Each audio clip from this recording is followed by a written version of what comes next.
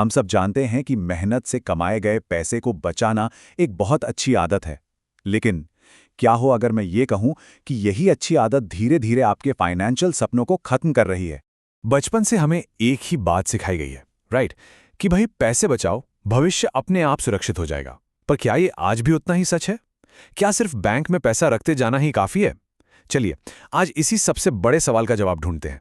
जरा सोचिए, एक ऐसा चोर है जो ना तो दिखाई देता है ना कोई आवाज करता है, पर वो हर दिन चुपके से आपकी तिजोरी से आपके पैसे की कीमत चुरा रहा है। और ये कोई कहानी नहीं, ये हकीकत है। जी हाँ, इस अदृश्य चोर का नाम है महंगाई, यानी इन्फ्लेशन। इसका काम बहुत सिंपल है। आज आपके बैंक में जो 1 लाख रुपए पड़े हैं, आने वाले सालों में वो उतना सामान नहीं खरीद पाएंगे। पैसा तो उतना ही रहेगा, पर उसकी खरीदने की ताकत, उसकी वैल्यू कम हो जाएगी। तो चलिए सबसे पहले ये समझते हैं कि बचत, जो हमें एक सुरक्षा कवच की तरह लगती है, वो असल में एक जाल कैसे बन सकती है। देखिए, यहां पर दो बातें हैं। एक तो ये कि हम पैसों के लिए दिन रात काम करें, और दूसरा ये कि हम अपने पैसे को ही अपने लिए काम पर लगा दें, ताकि वो भी हमारे साथ साथ मेहनत करे और बढ़े। चॉइस बिल्कुल क्लियर है। और ये जो आंकड़े हैं ना, ये उसी चॉइस का नतीजा दिखाते हैं। मान लीजिए किसी ने 20 साल तक सिर्फ बचत की तो वो करीब 1.7 करोड़ रुपए जमा कर पाया। लेकिन अगर वही पैसा इन्वेस्ट किया गया होता तो वो बढ़कर 4.26 करोड़ रुपए हो सकता था। ये सिर्फ नंबर नहीं है, ये वो मौके हैं जो हाथ से निकल गए। सोचिए, लगभग 2.5 गुना का फर्क। तो प्रॉब्लम तो एकदम साफ है। सिर्फ बचत करना महंगाई के आगे टिक नहीं पाता। तो फिर इसका सोल्यूशन क्या है? सोल्यूशन है अपने पैसे को काम पर लगाना। और ऐसा करने के पीछे दो बहुत बड़े कारण हैं। पहला, महंगाई नाम के इस दुश्मन को हराना, और दूसरा, अपने लिए इतनी वेल्थ क्रिएट करना कि बड़े से बड़ा फाइनेंशियल गोल भी आसानी से पूरा हो जाए। ठीक है, तो ये तो तय हो गया कि हमें अपने पैसे को इन्वेस्ट करना है। पर सवाल ये है कि कहाँ? क्योंकि बाजार में तो कई अलग अलग रास्ते हैं। मोटे तौर पर देखें तो 3 रास्ते सबसे कॉमन हैं। पहला है फिक्स्ड इनकम, जैसे बैंक की एफडी, सबसे सेफ पर रिटर्न भी कम। दूसरा है सोना चांदी, जो सदियों से भरोसेमंद माना जाता है। और तीसरा है इक्विटी, यानी देश की टॉप कंपनियों के शेयर्स में हिस्सेदारी। तो अब देखते हैं कि इन तीनों रास्तों पर चलकर 20 साल में क्या नतीजा निकला। सोने चांदी ने करीब 3.09 करोड़ रुपए बनाए, फिक्स्ड इनकम ने 3.3 करोड़, लेकिन इक्विटी ने तो 5.4 करोड़ का पहाड़ खड़ा कर दिया। नतीजा बिल्कुल आंखों के सामने है। और ये कोई एक बार की बात नहीं है।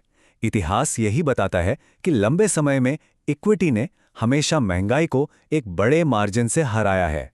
ये सिर्फ एक इन्वेस्टमेंट ऑप्शन नहीं, बल्कि वेल्थ बनाने का एक पावरफुल इंजन है।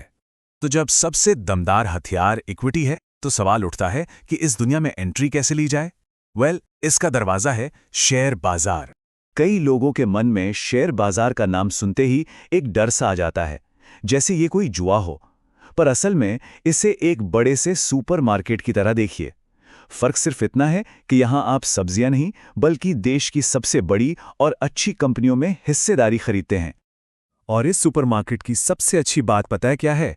यहां आने जाने के लिए आपको घर से बाहर निकलने की भी जरूरत नहीं है।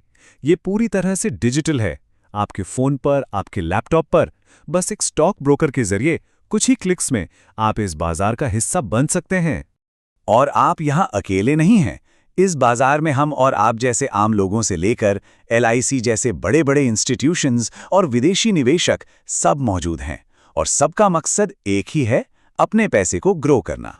अच्छा, जब इतना सारा पैसा और इतने सारे लोग एक ही जगह पर हों, तो एक सवाल मन में आना तो लाजमी है कि क्या यहां सब कुछ फेयर होता है?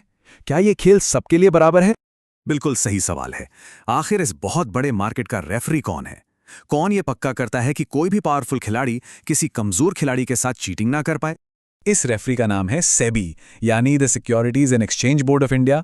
और इसका सिर्फ एक ही काम है, मार्केट को फेयर रखना और छोटे निवेशकों के हितों की रक्षा करना। आप सेबी को मार्केट का सुपर हीरो समझ सकते हैं। वो पावर जो ये सुनिश्चित करती है कि खेल के नियम सबके लिए एक समान हो, चाहे कोई कितना भी बड़ा या छोटा खिलाड़ी क्यों ना हो।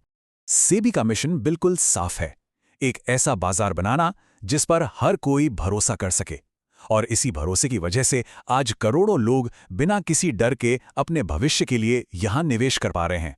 तो अब जब ये साफ हो गया है कि बचत नहीं बल्कि निवेश ही आगे का रास्ता है और ये रास्ता सबके लिए सुरक्षित भी है, तो आखिरी और सबसे जरूरी सवाल खुद से पूछने का है, इस रास्ते पर एक ट्रेडर बनकर तेजी से दौड़ना है या एक निवेशक बनकर धैर्य के साथ एक लंबी यात्रा तय करनी है? क्योंकि आपका जवाब ही आपकी मंजिल तय करेगा।